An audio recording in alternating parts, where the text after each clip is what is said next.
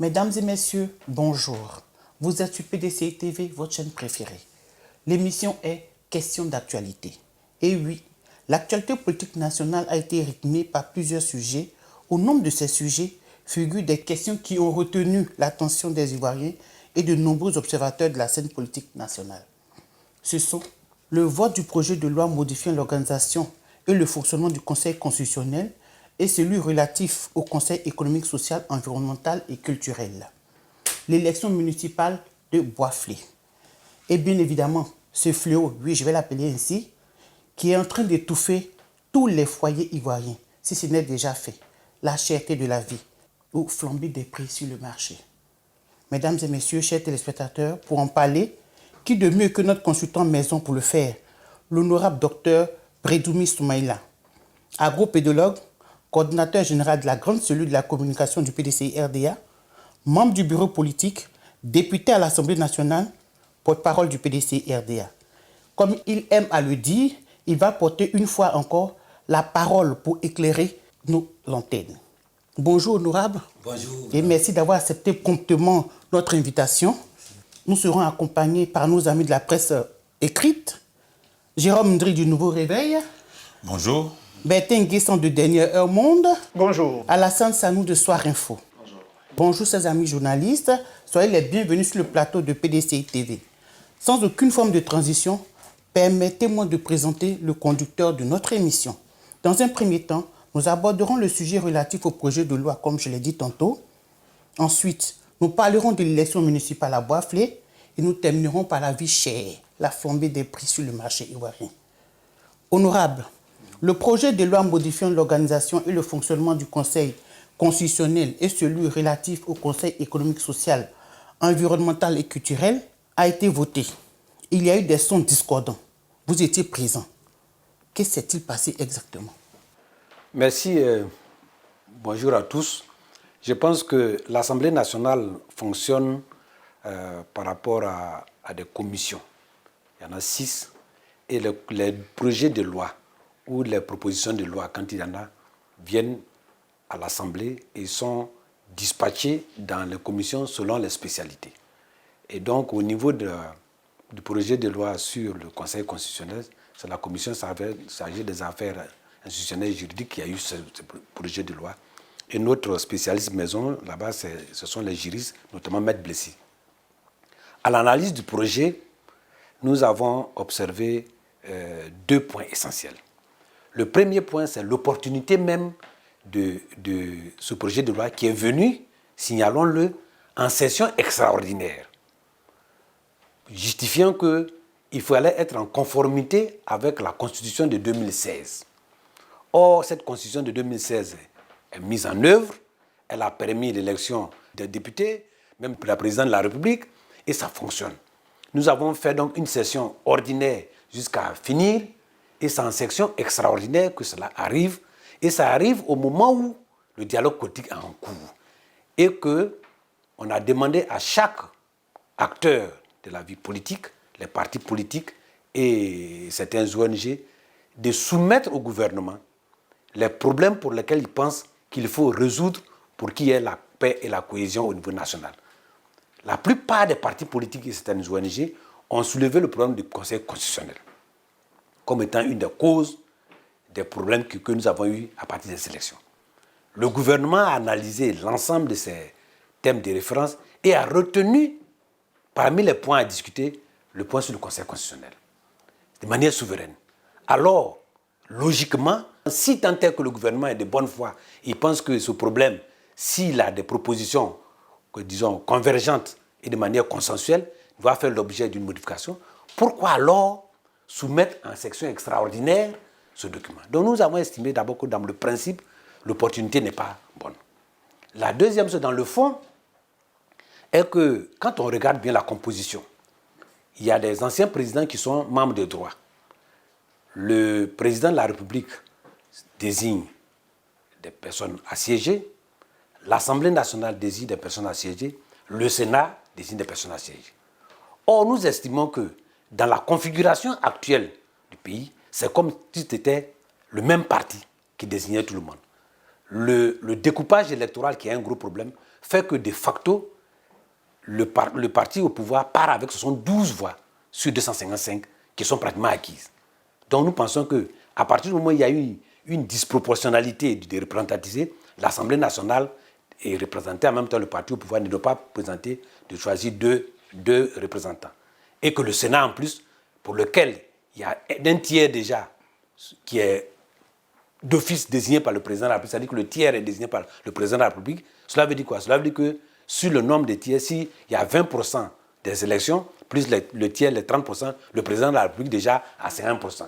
Donc, tous ces problèmes font qu'il faut qu'on regarde sérieusement les membres, les désignations des membres. Alors, le PDCI-RDA a estimé aussi que si tant est que le Conseil constitutionnel a ses membres, qu'on laisse les juristes qui sont là-dedans choisir le président. Donc, toutes ces observations, vous voyez, mon minoritaire, n'ont pas été prises en compte et nous avons donc voté naturellement contre ce Conseil constitutionnel. Alors, on entend des voix divergentes. Certains disent non, que ce n'est pas le Conseil constitutionnel qui choisit les candidats, les élections. Mais vous pensez, voyez-vous, nous sommes dans un contexte qu'il faut prendre au sérieux. La Côte d'Ivoire a souffert. Il faut que nous soyons suffisamment humbles et réalistes pour qu'il y ait une fois de plus la paix. C'est le Conseil constitutionnel qui a fait que le président Henri Konan Bédié allait s'asseoir au Golf Hotel pendant des mois pour soutenir Alassane. Ça, ils n'ont qu'à savoir ça. Et puis, ce que les gens oublient, nous sommes dans un contexte difficile où il y a le tas de difficultés. Comment convoquer une session parlementaire extraordinaire? Vous savez ce que ça veut dire extraordinaire? Ça a coûté au bas mot près de 500 millions aux contribuables ivoiriens pour la session extraordinaire. Au bas mot. Alors que si on attendait 60 jours, on ne payerait rien. Mais y avait-il urgence? Mais justement, moi je vous parle même du fait même que, est-ce que les Ivoiriens savent que le Sénat et l'Assemblée nationale réunis en session extraordinaire qui s'est passée là, ça a coûté au bas mot 500 millions aux contribuables. Ça, il faut que les Ivoiriens le sachent. Honorable, d'aucuns ne comprennent pas la réaction du groupe parlementaire PDCI et PPACI parce qu'ils se disent que ce n'est pas une réforme qui touche au fond le Conseil constitutionnel. Pourquoi vous réagissez comme ça alors que ce n'est pas la réforme qui ne touche pas au fond le Conseil constitutionnel? C'est une réforme de forme. Non, ce n'est pas une réforme de forme. C'est ce qu'ils avancent comme argument. Non, écoutez, moi je vous dis que le choix même des représentants, pour nous, c'est un problème. Ça, ce n'est pas le fond, ça. Ceux qui vont aller nous représenter au Conseil constitutionnel, qui doivent dire c'est un fond. À partir du moment où c'est monocolore, c'est donc ça le fond. Et puis nous pensons même du principe même que... Alors, on nous dit, si demain, le dialogue politique conclut qu'il faut des modifications, on viendra à nouveau. Donc on va prendre une question extraordinaire, faire dépenser l'argent des contribuables pour rien comme ça. Ça, on appelle ça du mauvais management.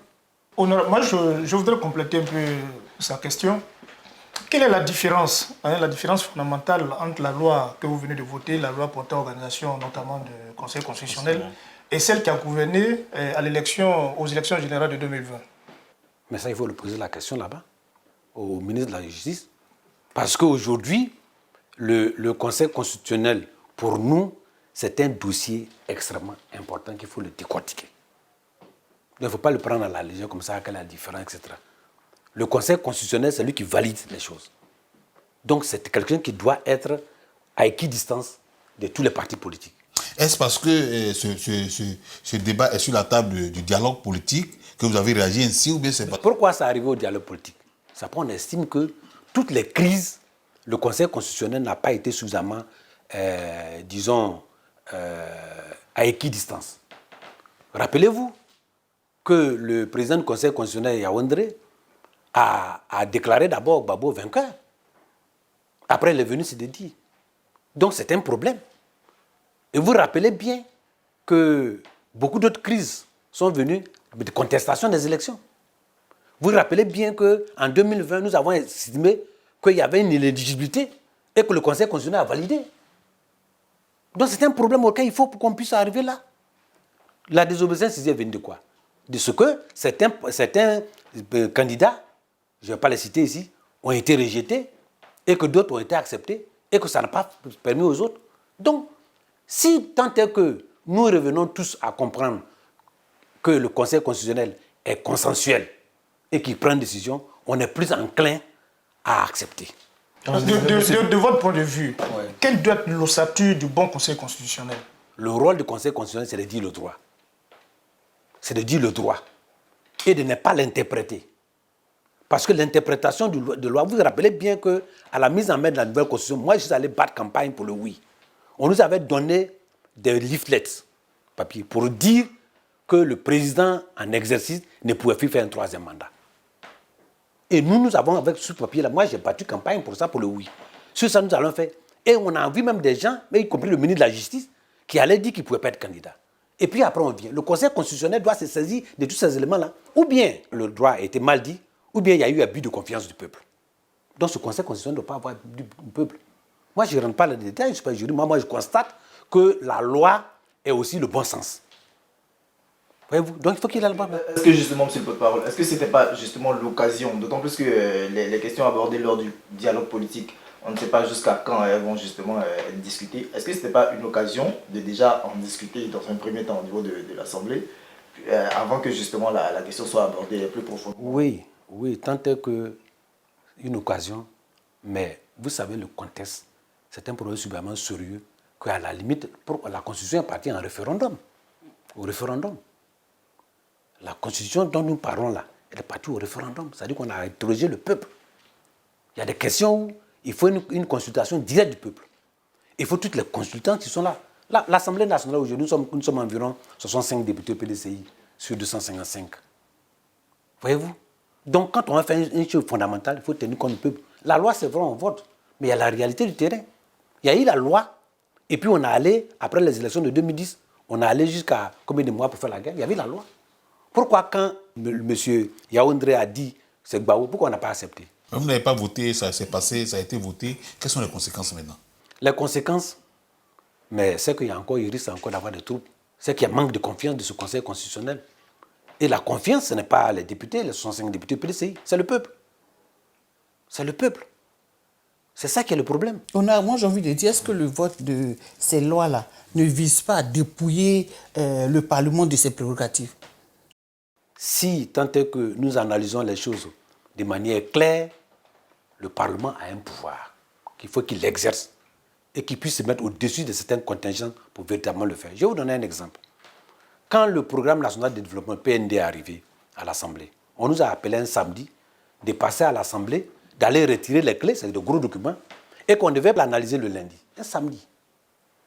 Nous avons demandé donc qu'on ne peut pas le faire parce que c'est un dossier tellement important.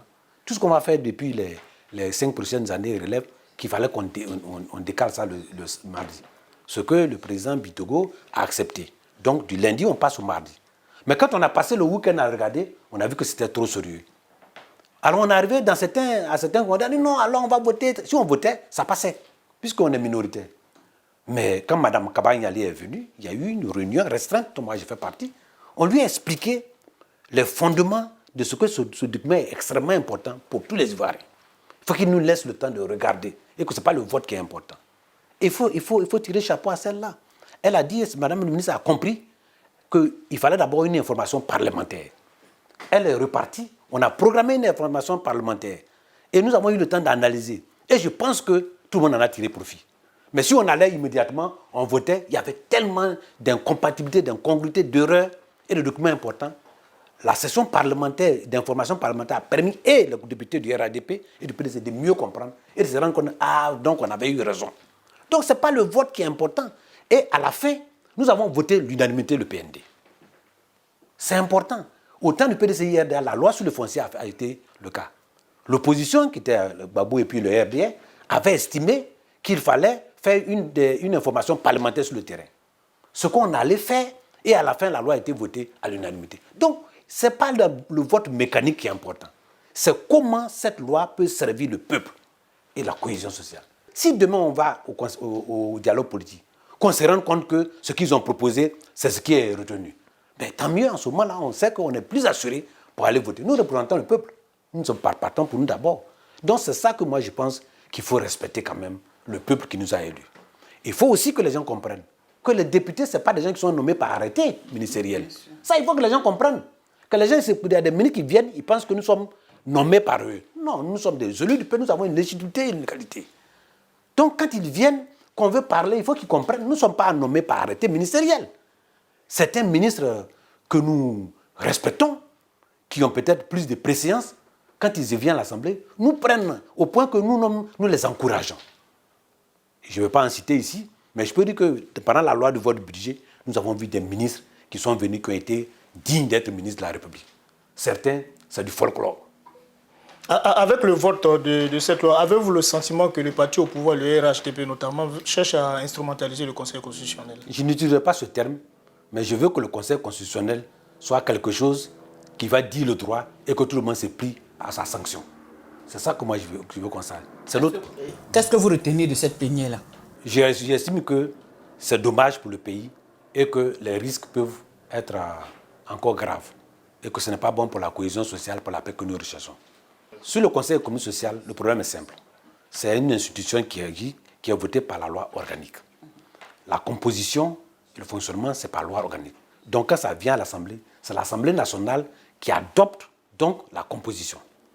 Il se trouve qu'on change la loi organique pour dire c'est le président de la République lui-même maintenant qui va savoir s'il faut 20, 30, 40 ou 1000. On dit aussi, s'il y a un dysfonctionnement grave, le président de la République peut dissoudre et puis revenir. Or, on n'a pas dit quelles sont les règles de dysfonctionnement grave. C'est-à-dire, en fait, c'est devenu maintenant comme un appendice de la présidente de la République. Il vient, il laisse le nombre, il peut casser, il peut enlever. Alors on a dit non. Une institution comme celle-là, elle a un rôle important à jouer. Il faut qu'elle soit crédible. On la vote par loi organique et ça nous dépouille de notre pouvoir, nous, députés, de le faire. Et là aussi, on a voté contre. Mais je pense que ceux qui ont voté pour n'ont pas bien perçu l'importance de ce sujet. J'ai envie de vous demander, est-ce que toute l'opposition était unie pour voter contre ou pour? Sur le Conseil constitutionnel, oui. Mais sur le Conseil économique social, certains ont voté abstention, enfin une ou deux personnes. Bon, ça c'est leur propre problème. En tout cas, nous, au PDCI-RDA, nous avons eu une réunion préalable, préliminaire, qui a fait que le PDCI-RDA, dans sa composition, devait voter non au Conseil constitutionnel et non au Conseil économique social. Toute personne l'ayant fait n'a pas respecté la discipline du parti. Et c'était l'avis du président du parti? Ah oui, absolument. Quand les problèmes sont aussi sérieux, nous nous référons au président du parti. Par exemple, sur le métro d'Abidjan, nous avons voté contre en commission et en plénière, nous avons voté pour que ça donne après avoir consulté le président du parti. Donc il y a possibilité de voter pour en commission et de voter oui, contre en plénière. La commission, par exemple, la commission des affaires économiques et financières, nous sommes 11 PDCI là-dedans. La plénière, c'est vraiment celle qui adopte. Donc tous les autres députés viennent. Voyez-vous. Donc il n'y a pas de règles pour dire que si vous avez voté contre, vous devez voter pour, etc. En fonction de l'évolution de la chose et de l'analyse qu'on peut faire après coup, on peut voter en commission et puis quand on est en réunion au groupe parlementaire, il y a des apports nouveaux qui viennent, qui font que... Et puis quelquefois aussi à l'intérêt du pays. Merci, honorable. Sur ces mots, nous voudrons aborder le deuxième sujet relatif à l'élection municipale à Bois-Flé. Sur cette question, honorable, j'ai envie de vous adresser mes félicitations pour le combat pour la victoire à Bois-Flé. Honorable, vous y étiez en tant qu'émissaire du président Henri Konan Bédié. Donnez-nous des nouvelles. Oui, moi je pense que c'était les élections qui devaient se dérouler après la malheureuse disparition de l'ancien maire. Et la configuration du conseil municipal est que sur les 38 membres, PDCI, il y a 27. Donc, comme on le dit d'habitude, il n'y a pas match. Normalement, c'était déjà gagné d'avance. Mais la démocratie faisant, il faut quand même que les autres puissent présenter leur candidature, ils l'ont fait. Bon, avant les élections, les informations nous ont indiqué qu'il pourrait y avoir des troubles. Donc les dispositions ont été prises et nous avons pris donc nos dispositions. Parce qu'en fait, qu'est-ce qui se passe? Si, tant est que le candidat du RHDP pensait pouvoir gagner, c'est qu'il devait piger dans nos voies. Il n'y avait pas autre moyen. Donc nous avons pris les dispositions que je n'ai pas exposées ici. Ce faisant, on est arrivé dans la salle et les élections sont déroulées normalement. C'est au dépouillement, à un mi-parcours de dépouillement, qu'il y a eu problème.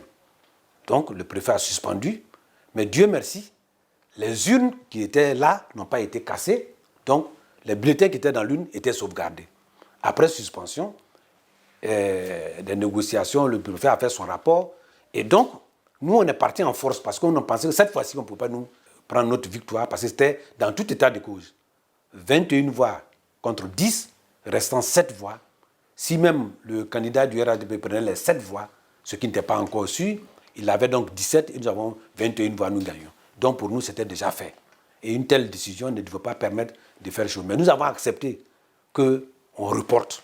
On a reporté et le président du parti m'a envoyé un émissaire et nous avons fait ce que nous devons faire. Et Dieu merci, la mairie a été restée dans le camp du PDCI-RDA. Je ne peux pas vous dire plus. Mais ce qu'il faut retenir, c'est que nous connaissons maintenant les techniques de notre adversaire qui, soit les achats de conscience, 2, c'est des troubles, et puis ça arrive à un moment donné à la mise sous tutelle de la mairie de PDCI-RDA. Si c'est telle est la tactique, alors à un moment donné, nous avons dit qu'il ne faut plus qu'on aille aux élections et puis qu'on nomme les maires. Vous avez déclaré à Boisflé que Boisflé c'est un cas d'école. Oui. Qu'est-ce que vous avez voulu dire exactement? Ça veut dire quoi? Est-ce que voilà. Était un cas d'école. Parce que nous avons mis une stratégie en place qui a marché. Il n'y avait que 38 votants. Oui. Et quand on aura 1000, 10 000? Non, les mairies. Vous savez qu'on nous a déjà arraché une mairie à Boaké. Parce qu'il y a eu une division interne. Rappelez-vous que nous, on avait 2 candidats. Et qu'à la fin, on a pu, pour une fois, s'accorder sur une candidature unique. C'est déjà un cas d'école. Oui, honorable, c'est vrai, mais au niveau de Boisflé, c'était un petit scrutin. Y a-t-il pas raison de s'inquiéter pour les échéances à venir? À venir 2023. Mais c'est pour tout ça là que j'ai dit que ceux qui décident, il faut qu'on s'accorde là-dessus. Parce que sinon, les élections vont être toujours objet de crise et de troubles. Comment voulez-vous que, à la logique mathématique, au CP2, au C1, vous avez 38 votants. Tout le monde a voté. On a dépouillé. Quand on fait tir au but là, si vous avez perdu 4, que l'autre a gagné 2, on va poursuivre plus. Pour le football là. On a déjà 21 voix. Vous avez 10, il reste 7. Non, on ne devait même plus continuer. On devait commencer à s'exhiber. Après 21 voix et qu'il reste 7 voix dans l'urne et que vous avez 10. Normalement, nous, on pouvait déjà s'exclamer. Mais comme on est discipliné au PDCI-RDA et que la loi électorale dit qu'on ne pouvait pas se prononcer avant, on a attendu. Mais on crée un trouble. C'est pourquoi il dit que c'est un cas d'école. Tout ce qui crée des troubles a été vu à Boisflé. Tout ce qui nous a affaiblis a été vu à Boisflé. Comment on a fait pour être en union, on a vu ça à Boisflé. Comment on a fait pour faire pression, on a vu ça à Boisflé. Donc Boisflé est un cas d'école pour le PDCI-RDA. Chez nous, on dit que quand le bouton pousse sous ta peau, le bouton décide de te démanger, les ongles aussi se préparent à gratter. Mais il faut que les ongles se préparent parce que c'est différent. Hein. C'est 38 personnes. Oui. Et là, ce qui s'est passé même à Grand Bassam, c'était pratiquement le même cas. Mais la victoire était déjà gagnée. Mais on a eu, avec les badauds et quelle assurance vous donnez aujourd'hui pour 2023 avec ce qu'on a vu à Boisflé? Ce qu'on a vu là. Le PDCI va désormais mettre en place une bonne stratégie pour éviter qu'on vole sa victoire. D'abord, la première chose, là, je peux vous le dire, il faut que nos militants mettent l'intérêt du parti au-dessus de leurs propres intérêts. C'est ce qui a prévalu d'abord. Les militants PDCI, les 27, n'ont pas changé de position. Ça, c'est déjà un acquis. La deuxième chose, c'est qu'on aurait pu avoir 2 candidats et on aurait perdu la mairie. Quelle que soit la situation, ils auraient pu eu l'occasion de nous rappeler. Il y a un candidat qui a accepté de mettre l'intérêt du parti au devant et ça, il faut le féliciter. Donc, c'est déjà des cas d'école. Mais ce n'est pas sûr qu'ailleurs, on ait ça. Et ils n'ont pas cédé à des tentations, à des achats de conscience, à des propositions qu'on leur a faites. Ailleurs, ils acceptent. Quelquefois même, on leur fait gagner, et puis on oublie de leur donner leur ristourne. Je vous donne pour parole. Quel est le message que le président Bédé vous a confié ce jour-là, que vous êtes parti dans le... Mais je ne vais pas vous le dire ici. Je ne vais pas vous dire. C'est vrai que si j'ai dit c'est un cas d'école, j'ai transmis ce que j'ai vu ça à mon mandant, qui est le président qui va tituler ça et qui va en faire des directives. Le président a eu tous les rapports écrits comme verbaux et il est en train de les exploiter. Pour terminer sur ce sujet, j'ai envie de vous demander, est-ce qu'il y a une sanction prévue par la loi pour ce genre de cas. Surtout que les Normalement, fraudeurs sont des élus. Quand vous êtes fraudeur... Je voulais ajouter quand même la question pour dire, est-ce que le PDC va poursuivre, puisque ces personnes-là ont été arrêtées, ils ont été pris en flagrant délit, ils ont été arrêtés par la gendarmerie. Est-ce qu'il y a une suite judiciaire que la PDC compte donner à ces... Normalement même, on n'avait même pas besoin que ce soit le PDC. Vous voyez, c'est tout ça qu'on parle de l'autorité qui gère les élections. La loi est claire là-dessus. D'abord, vous foutez les troubles, il y a d'abord menace de troubles, et puis la loi électorale prévoit des sanctions. Bon, si l'autorité ne s'en saisit pas, mais tout ça là, c'est pourquoi il dit c'est un cas d'école. Nous allons... Le président a les rapports et vous verrez la suite. Ce que nous retenons, c'est que la victoire a été PDCI à Boisflé et il a dit Boisflé est un cas d'école. Chers amis, permettez que nous abordons le dernier point de notre entretien, la gangrène qui est en train de tuer le peuple ivoirien. Cherté de la vie. Honorable, au risque de me répéter, la cherté de la vie, une bien triste réalité pour les Ivoiriens. Le sachet qui n'est plus un sachet, quelle est votre analyse? Vous, agropédologue, qui êtes du monde rural, quelle est votre analyse? Vous savez, c'est malheureux. Mais aujourd'hui, la vie est chère. Personne ne peut le dire. Le président Alassane Ouattara, hier à la descente, a reconnu que la vie est chère. C'est déjà un point important. Il y a quelques mois, le Premier ministre allait sur les marchés. Il a constaté, malheureusement, les choses continuent. Mais aujourd'hui, la vie est chère. Mais je vais vous donner quelques exemples. Nous sommes au contact avec la population. Le sac de riz de 14 000 francs est à 30 000 francs. Le carton de poisson de 20 kilos de 8 000 francs est à 30 000 francs. Le seau de tomates de 1 000 francs à 2 500. Le seau de gombo de 500 francs à 3 000 francs. Bon, je ne vais pas aller loin. Tout ce que je dis là, ce sont des produits qu'on peut produire en Côte d'Ivoire. Sans compter les autres. Le seul produit qui n'est pas aujourd'hui impacté directement, c'est le sucre. Mais le sucre est sous pression. Le sucre est un truc contrôlé. Et aujourd'hui, les industries sucrières sont en déficit. Ils ont un surcoût de près de 800 millions.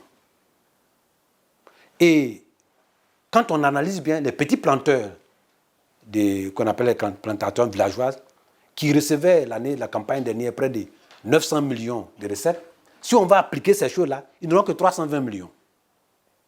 Voyez-vous? Donc, le coût d'exploitation, aujourd'hui, si on veut boire, le sucre doit suivre en moyenne une augmentation de 50 francs CFA.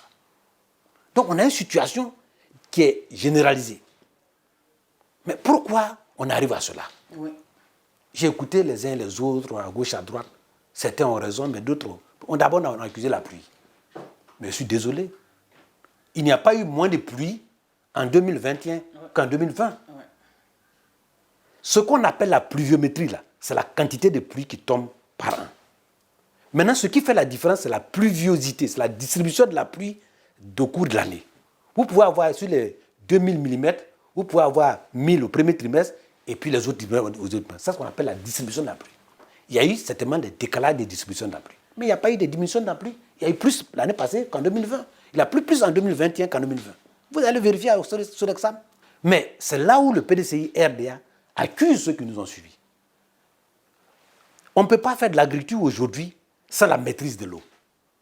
Quand le ministre de l'Agriculture est venu à l'Assemblée nationale, je lui ai dit, monsieur le ministre, vos programmes n'est pas cohérent. Au moment où on a des problèmes de choses, vous n'avez prévu rien de sérieux pour la maîtrise de l'eau. Sous le PDCI RDA, il y a eu près de 480 barrages et retenues d'eau dans la zone du centre et du nord. Tout à l'abandon. La tomate peut se faire avec des bas-fonds, retenues bas-fonds, les légumes, etc. Mais c'est ça. Moi, quand j'étais DG, je suis parti même en mission en Hollande à mes propres frais, parce que j'étais en France, pour voir ce qu'on appelle les cultures sous serre, qu'on peut bien faire ici, qui donnent 40 tonnes, 80 tonnes, 120 tonnes de tomates à l'hectare. Mais on ne peut pas construire une agriculture et puis on se plaint. Mais à Malabo et à Maputo, les pays africains ont mis en place un programme de développement de l'Afrique. Ils ont dit qu'il faut que l'agriculture soit au cœur du développement. C'est ça qui crée l'emploi, qui va créer la richesse. Et que chaque État devait donner 10%, mettre 10% au moins de son budget pour le secteur agricole. Nous sommes à moins de 3%. Mais on dit que c'est un phénomène international. Mais aux États-Unis d'Amérique, ils sont internationaux, non? L'agriculture est un pas important. C'est le pays où la nourriture est le moins chère. Vous savez, aujourd'hui, moi, je ne nie pas certaines choses. Nous avons une croissance moyenne de 6,9%. Nous avons un PIB, produit intérieur brut, qui est passé de 1 440 000 à 1 400 000 par tête d'habitants, ce qui est une croissance à peu près de 15%. On a beaucoup d'infrastructures, on ne peut pas le nier.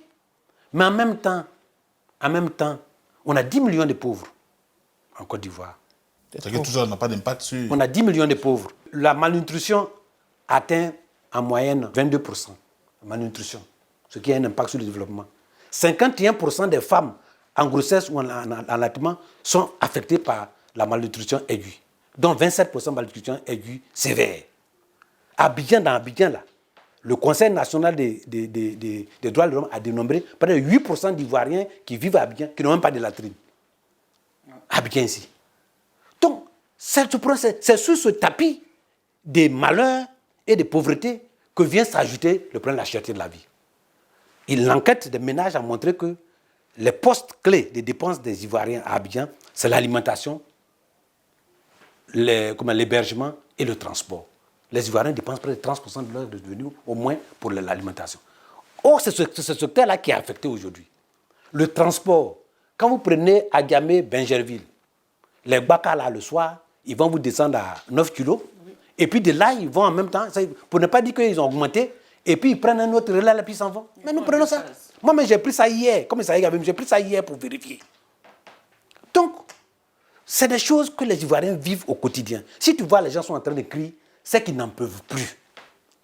Mais on n'a pas mis une politique agricole. En agriculture, on récolte ce qu'on a semé.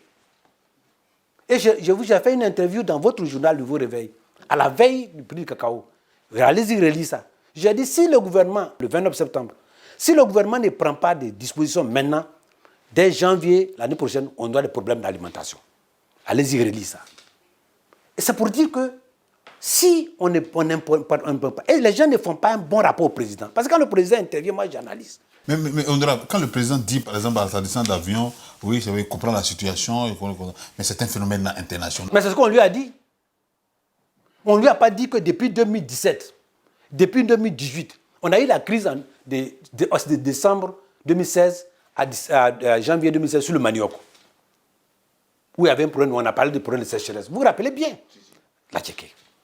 Moi, j'étais directeur général. On a fait un rapport et on a mis en place avec l'Union européenne un projet qui devait s'occuper de l'agroforesterie et des légumes. J'ai fait mettre le manioc. On a débloqué 13 milliards. Où est la mise en œuvre? Je ne suis plus là-bas. Le gouvernement a débloqué 100 milliards de francs CFA pour l'agriculture contre saison. Le ministre, je ne sais pas s'il était en ce moment vice-président ou premier ministre d'un camp, allait inaugurer ça à Tuébissou. Mais on a laissé tomber. Mais on vient dire au président, c'est la pluie, etc. Mais le président soit dit qu'il y a une lacune véritable du programme agricole en Côte d'Ivoire. Et tant qu'on n'aborde pas les problèmes de la recherche agricole, qui doit pouvoir justement faire en sorte que les variétés qui créent là soient plus tolérantes à la sécheresse. Mais le Sénégal dans l'agonie. Que les problèmes du foncier soient pris en compte. Quand le président Bédi a parlé de l'orpaillage, mais aujourd'hui, toutes les terres sont impraticables. L'orpaillage clandestin est plus rentable que la main-d'œuvre agricole. Donc les gens ne vont pas. C'est vrai qu'il y a d'autres facteurs. Et aujourd'hui, aucun programme de maîtrise de l'eau. Bon, au-delà des facteurs que vous évoquiez tantôt, est-ce que l'embargo sur le Mali a une incidence sur la Le président de la République savait qu'il y avait une incidence sur la production animale. Nous sommes déficitaires en viande. Nous dépendons uniquement que de l'importation de la viande du Mali, du Burkina et du Niger. Et quand on pose l'embargo, le président de la République savait, il le sait, ça je n'ai pas besoin de lui dire. Mais le problème de la production animale est encore plus grave. Vous savez que nous avons eu un accord qu'on appelle l'accord de pêche avec l'Union européenne, pour lequel l'Union européenne nous donne beaucoup d'argent pour développer l'aquaculture et la pisciculture. Mais qu'est-ce qu'on a fait avec l'argent? On n'a plus pour voyager. Et on a autorisé des gens à pêcher dans nos eaux aujourd'hui, là. Ceux qui sont les pêcheurs, là. On n'a plus de poissons. Les eaux continentales sont polluées, il n'y a plus de poissons là-dedans. Donc, on ne trouve même pas le poisson. Le président de la République a dit que c'est l'offre et la demande. Je suis d'accord avec lui. Mais donc, augmentons l'offre. Mais cette politique, la manière, moi, le programme que j'ai vu à l'Assemblée nationale, pour venir développer l'agriculture, c'est déjà de l'échec. Et si le président a une vision, que les ministres ne sont pas capables de traduire cette vision en objectif et en stratégie, alors ils sont en train de tromper le président de la République. Donc quand je l'ai écouté hier, je sais que nous avons fait un mauvais rapport. Monsieur le Président, ce qu'il faut à l'agriculture ivoirienne, c'est de reconstituer une bonne recherche agricole. Ils n'ont qu'à jeter un coup d'œil au Sénat. Ils n'ont qu'à bien voir le problème du foncier pour qu'on ne puisse pas avoir tout le foncier entrant. Il y a une loi d'orientation agricole. Je lui ai posé la question au ministre. Il a fait son programme d'agriculture sans se référer à la loi d'orientation agricole qui fait que chaque 2 ans, on doit rendre compte de l'état de l'agriculture au chef de l'État. Chaque 2 ans. Si on ne lui rend pas compte de l'agriculture, comment il peut prendre une décision pour réorienter? Et ce n'est pas appliqué. En plus de cela, il faut voir tout le problème de la productivité. Si on veut réduire la pauvreté en Côte d'Ivoire, il y a 2 facteurs. Il y a l'augmentation de la productivité du travail et la productivité dans le secteur agricole. Voilà les 2 facteurs. Vous évoquez la question de l'autosuffisance alimentaire. On n'est pas autosuffisant. Je vais vous dire pourquoi. J'ai vu quelqu'un d'un DG parler de la FAO. La FAO dit que pour être autosuffisant, il y a 4 piliers. Le premier pilier, c'est la disponibilité de l'aliment, en tout temps. Est-ce qu'aujourd'hui, en Côte d'Ivoire, on a la disponibilité en tout temps? Non. La deuxième chose, c'est l'accessibilité. Il faut avoir accès. L'aliment peut être à Bongouanou si vous n'avez pas accès ici. La troisième chose, c'est la qualité de l'aliment. Il ne faut pas manger l'aliment. Et le 4e pilier, c'est la stabilité de l'approvisionnement dans le temps et dans l'espace. Est-ce que nous remplissons ça aujourd'hui? Donc nous sommes en insécurité alimentaire. Et je peux vous le dire, il y a les chiffres. Le cadre harmonisé qui est fait par le ministère de l'Agriculture montre que dans certaines zones, on a sous tension alimentaire toute l'année. Et si on ne prend pas des dispositions aujourd'hui, nous allons avoir de gros problèmes à la soudure au juillet-août. Et en 2023, ça va être plus catastrophique. Donc l'inflation, on ne pourra pas maîtriser l'inflation. L'inflation. On a créé le Conseil national de lutte contre la vie chère. Donc à vous entendre, il serait difficile de maîtriser l'inflation. Vous savez, la chance que j'ai, moi-même j'ai fait partie du Conseil national de lutte contre la vie chère. C'est nous, on a initié ça. J'étais entre le DG de l'agriculture. Nous avions identifié, on a fait un travail pendant près d'1 mois pour identifier tout ce qui est impact sur la vie chère et qu'il fallait faire, notamment les pistes rurales, notamment la lutte contre le racket, etc. On a fait tout ça là. Moi, j'étais de la commission.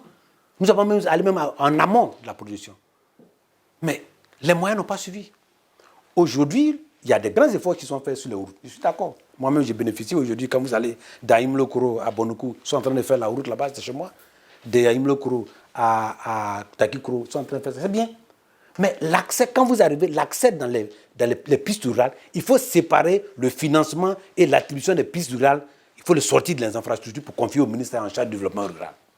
Est-ce qu'au-delà justement des facteurs internes, des facteurs au niveau national, est-ce qu'il n'y a pas une certaine sensibilité justement du marché aux fluctuations extérieures? Oui, mais moi j'ai voté un président, je n'ai pas voté un président mondial. Ah, c'est vrai. Nous, on a voté un président, on n'a pas voté un président mondial. En ce moment-là, si quelque chose se passe en Afghanistan, alors on ne fait plus rien. On a voté un pays, chaque pays a ses potentialités. Quand on a eu la Covid, on en a parlé, n'est-ce pas? Ça a impacté tout le monde, mais chaque pays a pris des dispositions internes. Mais sur la Covid, le gouvernement a voté un budget de 1700 milliards. Voyez-vous, 1700 milliards pour aller et atténuer les choses. Vous savez combien ils ont donné à l'agriculture? 50 milliards. Ça représente 2,9%. 50 milliards. Et dans les 50 milliards, il y a 27 milliards qui sont allés aux cultures d'exportation. 22 milliards seulement aux cultures vivrières. Voilà les conséquences. On s'étonne que vous êtes député et que les députés ne puissent pas convoquer, par exemple, le ministre du Commerce. On l'a invité, il n'est pas venu. Quand il y a eu les premières demandes de la vie chère et de l'électricité, vous vous rappelez bien, Yasmine Ouagnen et moi, nous avions fait une conférence de presse pour dénoncer ça. Nous avons invité, on a écrit, moi j'étais là, on a même mis une commission vie chère, commission temps électricité. On a invité le ministre de l'énergie, il n'est jamais venu. On a invité le ministre du commerce, il n'est jamais venu. Et ça reste comme ça. Ça n'y a pas de punition, ils n'ont pas de sanctions, et c'est resté comme ça. Si en son temps là, ils étaient venus, quand on nous avait écoutés, peut-être qu'aujourd'hui on ne serait pas là. Le ministre de l'Agriculture est venu à l'Assemblée une seule fois pour venir défendre son budget. D'abord, il a eu une ordonnance qu'il devait valider sur les problèmes de commerce illicite. Il n'est jamais venu le faire. Donc aujourd'hui, nous on s'étonne qu'ils aillent dans les marchés. En agriculture, on récolte ce qu'on sème. Ce n'est pas dans les marchés que le ministre de l'Agriculture doit aller. Il doit aller d'abord sur le terrain. quel barrage il a fait, quel bas-fond il a réalisé, quelle semence il a distribué, quelle production il entend. Avant d'avoir si ces productions-là sont arrivées sur le marché ici. Pendant qu'on est en train de parler de vie chère, les gens sont en train de s'organiser à des centaines pour aller au salon d'agriculture à Paris. Ce n'est pas là-bas que c'est tout le problème de Paris. Aller dépenser l'argent du contribuable pour aller à Paris, vadrouiller là-bas, alors que les Ivoiriens souffrent de nourriture ici. Et c'est le président de la République, c'est ça. On ne lui dit pas la vérité. Si on fait un bon tableau au président pour dire voilà le schéma des programmes agricoles. Moi, je vais vous faire une conférence. J'étais allé dans un organisme et quand j'ai exposé mon point de vue, avant même l'Union européenne, le marché, ils m'ont consulté pour voir ce qu'on doit donner. J'ai fait un exposé et ils m'ont dit mais pourquoi tu ne donnes pas ça à votre gouvernement? J'ai dit mais ils ne vont pas prendre ça parce que ça vient d'un opposant. Je leur ai dit bon, si vous pouvez leur remettre, prenez ça en votre compte et puis le remettez là. J'espère qu'ils ont transmis au Premier ministre. Mais nous n'avons pas intérêt à ce que les Ivoiriens souffrent parce qu'on est dans l'opposition. Nous, ce n'est pas notre problème ça. Notre problème, c'est que les Ivoiriens soient à l'aise. Mais comme les gens ne veulent pas prendre l'agriculture au sérieux, ça nous fait mal. Et les Ivoiriens doivent se dire, il y a la pauvreté qui est grandissante, qui ne stagne, qui ne baisse pas. Je vous ai parlé de 10 millions. Lisez bien, prenez le taux de pauvreté tel qu'ils ont défini, multiplié par 25 millions. Vous avez trouvé qu'au moins il y a 10 millions d'Ivoiriens qui souffrent. Ce que j'ai dit là, regardez dans le rapport de mars 2020 de l'Institut des statistiques et la Conseil national de la nutrition, vous allez trouver que le taux de malnutrition est aigu, ça y est dedans. J'ai parlé de 8%. Allez-y prendre le rapport du Conseil national des droits de l'homme, vous allez trouver ça. Moi, voilà ma main. Tout ce que j'ai dit là, c'est ce qu'eux-mêmes ils ont écrit que je relève. Quelquefois, je ne suis pas d'accord, je pense que c'est plus, mais il faut prendre ça comme référence. Donc aujourd'hui, le problème des Ivoiriens, c'est qu'ils ont négligé l'agriculture. Et vous avez négligé l'agriculture, vous n'avez pas mis l'agriculture en adéquation avec les moyens. L'agriculture, c'est ce qui produit la richesse et qu'on partage. Si on ne fait pas ça, on va beau parler, aller se promener dans les marchés, vous allez voir, à un moment donné, ils ne pourront même plus aller dans le marché parce que les gens vont les huer. C'est ça qui est le problème en Côte d'Ivoire. Et depuis longtemps, j'écris à l'Assemblée, partout, qu'il faut mettre l'argent dans le secteur agricole pour que les Ivoiriens mangent à leur faim. C'est l'agriculture qui crée la richesse. C'est l'agriculture. Le premier rôle de l'agriculture, c'est de nourrir les populations. Et le premier devoir d'un chef d'État, c'est d'assurer la sécurité et d'assurer l'alimentation. Voyez-vous? C'est ça. Aux États-Unis d'Amérique, il y a des gens qui ont des tickets, comme on appelle les bulletins, pour aller prendre la nourriture payée par l'État parce qu'ils sont pauvres. Mais ici, là, c'est là le gros problème. Donc, la cherté de la vie va impacter beaucoup plus les pauvres. Et c'est le PDCI RDA qui, sous son règne, fait en sorte que, même si vous êtes pauvre, vous mangez à votre faim. La preuve honorable, la preuve, c'est que dans les années du PDCI RDA, il y avait 3 caisses qui existaient. La caisse de péréquation, la caisse de stabilisation et même l'OCPV pour les produits vivriers. L'OCPV, quand j'étais directeur général et qu'on devait négocier le financement du programme sectoriel vivrier, j'ai demandé à ce que, même bien que l'OCPV qui était à l'agriculture, qui est parti au commerce, soit restructuré. Je crois qu'il y a un financement, ils sont en train de restructurer. Parce qu'on ne peut pas faire une politique vivrière sans qu'il y ait dans le relais une bonne commercialisation. Et c'est ça, il faut le faire. Je vous parlais du poisson. Mais si on sait qu'on a un problème dans les eaux, si on avait développé l'aquaculture, c'est-à-dire les étangs, partout où on a les eaux continentales, et qu'on avait fait former des jeunes pour produire du poisson, mais on n'allait pas acheter le poisson, le carton de 8 000 à 30 000 francs, on n'allait plus le faire. Et ça allait créer de l'emploi. Mais c'est les mêmes choses qui sont produites pendant des années à la production animale qu'on a transposées à l'agriculture. Et on entend des fait tout. L'agriculture, on a même créé pour le riz. 14 000 francs, on part à 30 000 francs. Le riz, on a même mis une stratégie en place. Initialement, on devait être autosuffisant en 2016. Après, on a reporté en 2020. Maintenant, on reporte en 2025. Mais on a même créé un ministère. Ce ministère a été tellement bien qu'on a supprimé. Et quand on a supprimé, et aujourd'hui, on est passé de Scooby-Doo à Bonjour le jour. Quelle solution à court et moyen terme? La solution à court terme, c'est d'abord de faire en sorte que tout ce qui est intrant agricole, puisque l'État, dans tous les cas, doit... il faut penser ça, c'est comme une pandémie, une crise. En 2008, il y a eu la crise l'alimentation. Chaque pays a trouvé une solution. Parce que les crises peuvent emporter des régimes. Hein. Donc aujourd'hui, là, c'est la stabilité du pays qui est en jeu. Et nous devons tous contribuer à ce qu'il y ait. Il faut créer une commission parlementaire avec des experts pour faire des propositions au chef de l'État. Ça, nous, on est prêts à y contribuer. Parce que la Côte d'Ivoire, c'est pour nous tous. Et dans cela, il faut devoir voir quelle est la part que l'État doit faire pour essayer d'abaisser les prix qui sont là. Et il y a des solutions. C'est-à-dire aujourd'hui, il y a beaucoup de taxes. Il y a des taxes directes et il y a des taxes liées à la fraude. Il faut le faire. La deuxième chose, il faut mettre un véritable programme de développement agricole. Il faut investir dans les retenues d'eau, les bas-fonds. Il faut réinvestir à la recherche agricole. Voilà un ministère qui n'a même plus de direction des semences, de la semence. Et on a même décidé au ministère de l'Agriculture de sous-traiter la politique sémencière avec une autre structure. Oh, la semence, c'est un domaine de souveraineté. De souveraineté. Le chef de l'État n'est même pas au courant de ça. Et qu'on voit dans ceux qui vont être les responsables, qu'on prête des gens bien qualifiés. Ça aussi, on peut en parler. Mais c'est grave. On prend des gens, des policiers, des gendarmes, des trucs comme ça, on les nomme, on les met dans le bois, on s'en va se promener. L'agriculture, c'est pas comme ça. Hein. L'agriculture, c'est pas la plantation. Tout le monde peut avoir une plantation, mais tout le monde ne peut pas être responsable d'un programme agricole. C'est toute une science, c'est une expérience, c'est une façon de voir, c'est une vision qui est traduite en objectif et en tragédie. Et le président, moi j'ai regardé le programme du président. L'agriculture figure bien en bonne place. Mais personne ne peut véritablement traduire ça en objectif pour aller, monsieur le président, on a besoin, si on veut éviter ce genre de choses, voilà ce qu'il faut faire. Les gens pensent que c'est en théâtralisant les politiques qu'on s'est fait voir. En faisant le constat. Et la théâtralisation, comme je vous l'ai dit, on est passé de Scooby-Doo à Bonjour le jour. Nous avons eu le Covid. Nous avons eu 1700 milliards de budget prévus. On n'a eu que 50 milliards dans le secteur agricole. C'est documenté, c'est clair. Avec ce taux-là, on ne peut pas résoudre le problème, l'impact sur le Covid. Je vous ai parlé du secteur sucrier, qui aujourd'hui est impacté et qui va réclamer bientôt que si on veut bien venir en équilibre, qu'on puisse au moins donner entre 45 et 50% de plus sur le truc. Parce que c'est une réalité étouffante. J'ai dit aussi que si on veut impacter, on veut transmettre ça aux producteurs, petits planteurs, que moi je défends, ils seront obligés de perdre pratiquement le 2 tiers de leurs ressources. Ça, c'est vrai.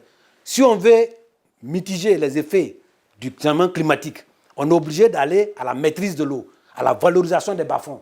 C'est ça qui va faire que l'eau qui coule pour aller mettre dans la lagune et qui crée des inondations, cette eau peut être captée et redistribuée en temps normal pour faire. Il y a certains pays sahéliens qui produisent et qui nous envoient même les légumes en Côte d'Ivoire ici, nous qui avons plus de pluie.